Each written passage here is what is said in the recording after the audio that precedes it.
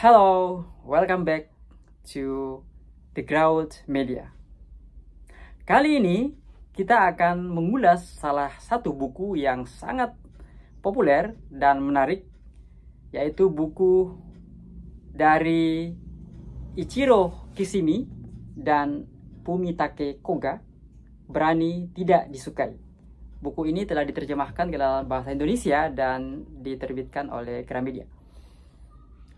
Buku ini menarik karena berangkat dari filsafat psikologi yang dikemukakan oleh Albert Adler. Tentu saja psikologi Albert Adler berbeda dari filsafat psikologi yang dikemukakan oleh Sigmund Freud, Carl Jung, dan Jacques Lacan. Sigmund Freud fokus kepada trauma-trauma masa lalu yang kemudian sangat mempengaruhi pembentukan individu, pembentukan kepribadian setiap orang.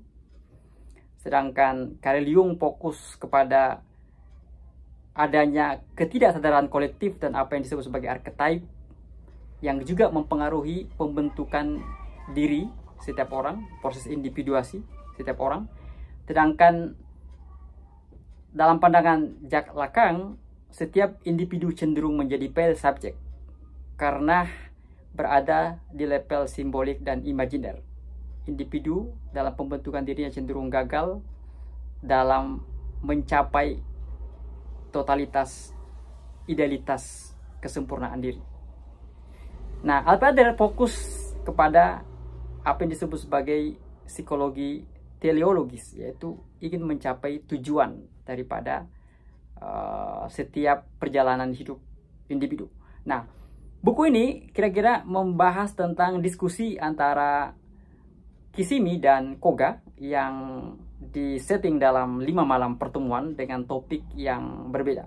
Malam pertama mereka fokus membahas tentang trauma masa lalu, bahwa untuk bisa menjadi pribadi yang maju, untuk bisa menjadi gensi yang maju, Anda harus melepaskan trauma-trauma masa lalu Anda. Trauma adalah masa lalu harus ditinggalkan. Anda harus berani untuk keluar dan sembuh dari trauma itu.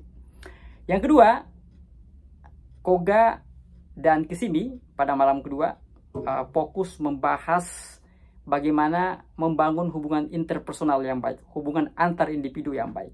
Kita harus bisa mengelola konflik dengan individu-individu di sekitar kita. Tentu saja tanpa kemampuan untuk mengolah konflik, untuk memanage konflik, kita akan terjebak dengan persoalan hidup yang rumit tentunya, dan sekali lagi masih banyak yang harus kita pikirkan daripada konflik-konflik yang bersifat interpersonal. Malam ketiga, Koga dan Kishimi kemudian membahas tentang bagaimana membagi kerja, membagi tugas untuk menjadi individu yang utuh, yang baik. Tentu saja Anda harus bisa bertanggung jawab, Anda harus bisa membagi kerja agar aspek-aspek individual Anda terpenuhi. Pertanggungjawaban yang sifatnya individual itu sesuatu yang sangat fitrawi, sesuatu yang harus dipenuhi oleh setiap orang. Kemudian pada malam keempat, Koga dan Kishimi mendiskusikan tentang pentingnya kita memeluk diri kita, ya, fokus menjadi individu yang utuh, yang kemudian mencoba mengenali keseluruhan kebutuhan, keinginan, ya, diri kita sendiri, ya.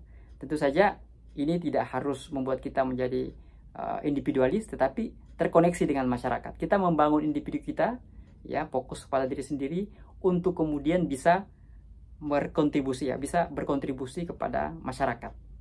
Yang terakhir, ya, malam kelima, Koga dan Kishimi kemudian mendiskusikan bagaimana fokus kepada hari ini, ya. Today is present. Anda harus fokus pada hari ini dan Anda harus fokus kepada tujuan.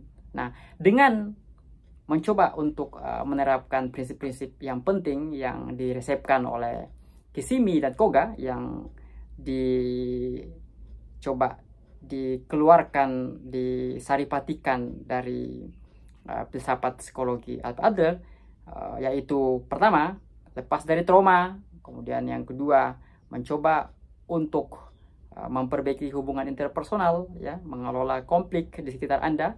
Kemudian ketiga, Anda fokus untuk membagi kerja mencoba untuk memisah-misahkan mana pekerjaan yang penting dan mendesak, ya, mana pekerjaan yang kecil dan besar.